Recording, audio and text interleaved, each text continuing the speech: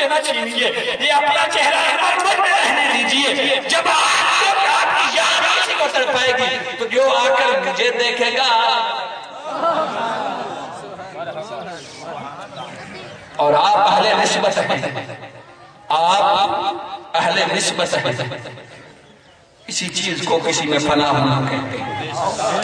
میرے آقا کی نسبت اتنی عظیم ہے، آقا کی محبت اتنی عظیم ہے، آقا کی تعظیم اتنی عظیم ہے، کوئی انجھے کر دیکھے شیشے میں آقا کی شکل مبارک کیوں نظر آتی تھی کہ آقا کی محبت میں شیشہ ہونا ہوتا، اب وہ شیشہ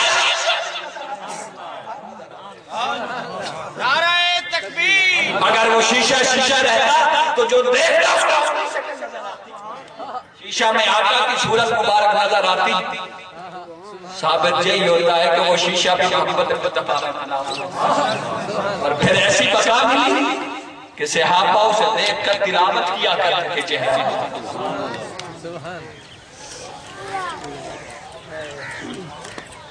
جنگ تبوک کا واقعہ آپ نے یہ بھی سن رکھا ہے، میں نے حدیث پیش کی۔ آقا علیہ السلام نے صحابہ سے فرمایا، میرے صحابہ جنگ کے لیے تیاری ہو رہی ہے اور ساز و سامان کی کمی ہے، جس کے گھر میں جو حق توفیق ہو سامان لے کر ہے۔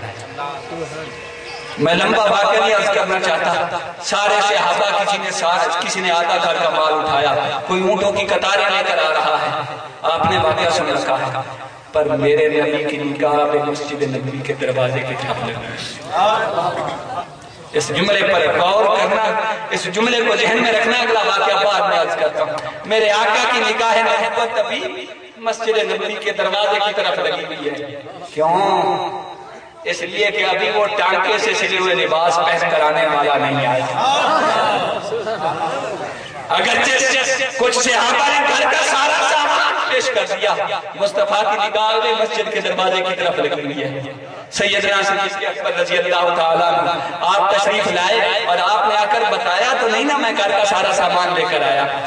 روایات میں آتا ہے کہ گھر کے جو پردے لگے ہوئے تھے نا، پردے، باقی سامان تو سامان رہا، گھر کے جو پردے لگے ہوئے تھے وہ پردے بھی اتار کر ساتھ لائے۔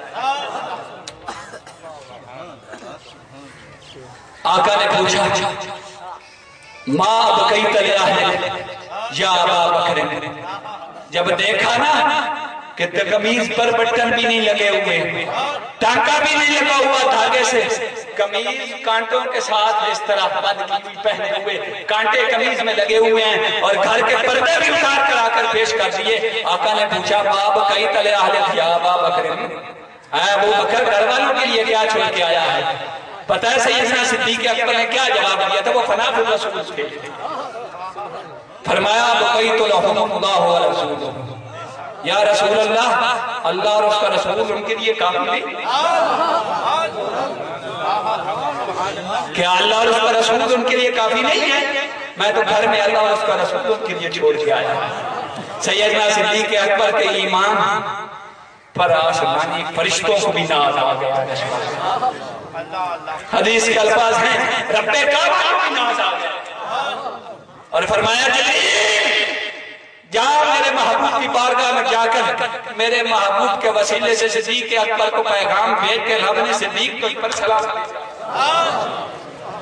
نعرہ تکبیر، نعرہ رسالت، شان سیدنا صدیق اکبر۔ اور پتہ ہے کیا رب نے پیغام بھیجا؟ فرمایا، جبریل جا کر میرے آقا میرے مصطفیٰ سے کہنا کہ رب نے صدیق اکبر پر آپ کے وسیلے سے سلام بھیجا ہے، اور یا رسول اللہ ذرا صدیق کے پوچھ کر تو دیکھیے۔ کیا فرمایا؟ یا رسول اللہ، جبریل آ کر عرض کرتا ہے، یا رسول اللہ صدیق اکبر سے پوچھئے، رب نے پیغام بھیجا ہے، رب نے پوچھوا بھیجا ہے، حل انتا عن ربک راضٍ، حل انتا عن ربک راضٍ، رب نے پوچھا ہے صدیق کہ آپ نے رب سے راضی ہو گیا؟ جبریل جا کر پوچھ گیا مصطفیٰ کے غلام سے کہ کیا رب پہ راضی ہو گیا؟ جب میرے آقا نے پوچھا کیسے رب کعبہ کی طرف سے پیغام آیا ہے حل انت عن ربک راضی، ایسے نہیں کیا یہ سب کچھ قربان کر کے اپنے رب سے راضی ہو گیا؟ بڑی حکمت کی بات پوچھی تھی رب العزت نے کہ سب کچھ لٹا کر رب سے راضی ہو گیا۔ حل انت عن ربک راضی، کیا صدیق سب کچھ لٹا کر رب سے راضی ہو گیا؟ صحابی بیان فرماتے ہیں، حدیث کے الفاظ ہیں، سیدنا صدیق اکبر رضی اللہ تعالیٰ عنہ نے جب یہ جملہ سنا تو وجد میں آ کر رقص کرنے لگے اور کہتے جاتے ہیں انا راضٍ عن ربی، انا راضٍ عن ربی، یا رسول اللہ میں اپنے رب سے راضی ہوں، میں اپنے رب سے راضی ہوں۔ کیوں راضی ہوں؟ اس لیے کہ سب کچھ تیرے قدموں پہ قربان کرنے کی اس نے توفیق، اس بات پہ راضی ہوں کہ اس نے تیرے قدموں پہ سب کچھ قربان کرنے کی توفیق۔ صحابہ کا عقیدہ تھا کہ جو کچھ ملے گا سرکار کے توسل سے ملے گا۔ کوئی دنیاوی ضرورت ہوتی تو آقا کے در انور پہ جاتے ہیں، اس لیے کہ یہ مومن کا عقیدہ ہے، یہ مومن کا عقیدہ ہے۔ اور سن کو عقیدے کی بات احمد ندیم قاسمی نے کی ہے، پلے باہر کر جانا کہ کسر و ایما سے چپ چاپ گزر جاتا ہے ندیم، بادشاہوں کے محلات اور سراؤں اور درباروں سے احمد ندیم قاسمی کہتا ہے کہ میں چپ چاپ گزر جاتا ہوں، کسر و ایما سے چپ چاپ گزر جاتا ہے ندیم، در محمد کا جب آئے تو صدا دیتا، در محمد کا جب آئے۔ صحابہ کو کوئی دنیا کی ضرورت ہوتی تو مصطفیٰ کریم کے در انور پر جا کر صدا دیتے۔ حدیث پاک کے الفاظ ہیں، اس وقت فقر و فاقہ کی کیفیت تھی، آقا علیہ السلام کی بارگاہ جو صحابہ رہتے تھے کھانے پینے کو کچھ کم ہی ملتا تھا۔ حضرت سیدنا عمر فاروق رضی اللہ تعالیٰ آپ کو بھوک لگی اور گھر سے نکلے، جو گلی آقا کے در انور کی طرف جاتی تھی اس میں جا کر گلی کی دیوار کی کوٹ میں جا کر کھڑے دروازہ بھی کٹ کٹ آیا، ادب کا حیث زیر آسمان از عرش نہ کر نفس گم کر دمی آیا، بھوک لگی ہوئی تھی، دروازہ بھی کٹ کٹ آیا، دیوار کے کوٹ میں جا کر کھڑے ہو گئے۔ ادھر سے سیدنا صدیق اکبر رضی اللہ تعالیٰ عنہ کو بھی بھوک لگی، کئی دن فاقہ سے گزر چکے تھے، آپ بھی گھر سے نکلے اور دیکھا تو عمر فاروق پہلے گلے کی اوٹ میں کھڑے۔ آپ نے فرمایا کہ عمر کیا لینے آیا ہے؟ مجھے ایک بات یاد آ گئی ہے، اگلا واقعہ بعد میں عرض کرتا ہوں۔ یوسف علیہ السلام جب مصر کے بادشاہ تھے، قحط سالی کا دور آیا، جب قحط پڑا کھانے کے لیے غلہ نہیں تھا تو رب کی بارگاہ میں کیا عرض کی، مولا کھانے کے لیے غلہ نہیں ہے، مخلوق بھوک سے تڑپ رہی ہے، لوگ بھوک سے بلک رہے ہیں۔ فرمایا یوسف یہ بھی کوئی بات ہے، بھوکے کو سیر کرنا بھی کوئی بات۔ فرمایا اپنے چہرے پر نقاب اوڑھ لے، جو بھوکا کوئی غلہ لینے کے لیے آئے نقاب پلٹ دینا، 3 مہینے تک بھوک نہیں لگا۔ نقاب پلٹ دینا، جس نے ایک دفعہ تیرے چہرے کو دیکھ لیا 3 ماہ تک وہ سیر رہے گا، بھوک نہیں لگے گی۔ مولوی غلام رسول میر نے بڑی پتے کی بات کی ہے، اسی واقعے کی طرف اشارہ کر کے وہ کہتا ہے کہ 3 مہینے خلقت رجی، 3 مہینے خلقت رجی بیک یوسف کنانی، جنہ ڈٹھا محمد عربی وہ تو رج گئے تھے۔ نعرہ تکبیر، نعرہ رسالت، نعرہ حیدری، سرکار کی آمد، حجپال کی آمد، پروفیسر محمد سلیمان قمر۔ فرمایا کہ یوسف علیہ السلام کو جو ایک دفعہ دیکھ لیتا 3 ماہ تک بھوک نہیں لگتی تھی، پر جس نے آقا کو ایک دفعہ محبت کی آنکھ سے دیکھ لیا ساری زندگی پھر بھوک نہیں محسوس ہوئی. اور حدیث اٹھا کر دیکھ لیجئے، بھلا بتائیے صحیح کہ بھوک سیدنا عمر فاروق اور سیدنا ابوبکر صدیق کو لگی تھی.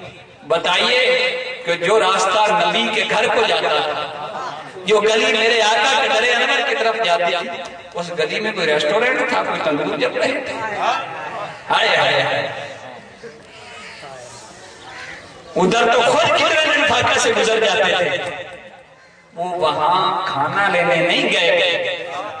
جنہ دیکھا محمد عربی رج گئے تو ہی جہانی، انتظار میں کھڑے تھے کہ کب آقا اپنے در دولت سے باہر نکلتے ہیں اور عمر فاروق اور صدیق اکبر رخ مصطفیٰ دیکھتے ہیں.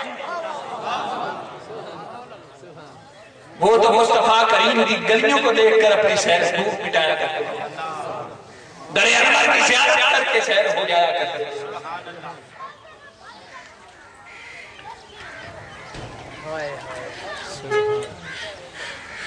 آقا علیہ السلام کی محبت میں صحابہ نے محبت کی. یارو حدیں توڑ کر محبت کی. آخری دو حدیثیں کر کے میں اپنی بات ختم کرنا چاہتا ہوں. حدیث سنیے، ترمذی شریف کی حدیث ہے. آقا علیہ السلام مسجد نبوی میں جلوہ فرما تھے. حبش سے ایک وفد آیا، حبشی لوگ آئے،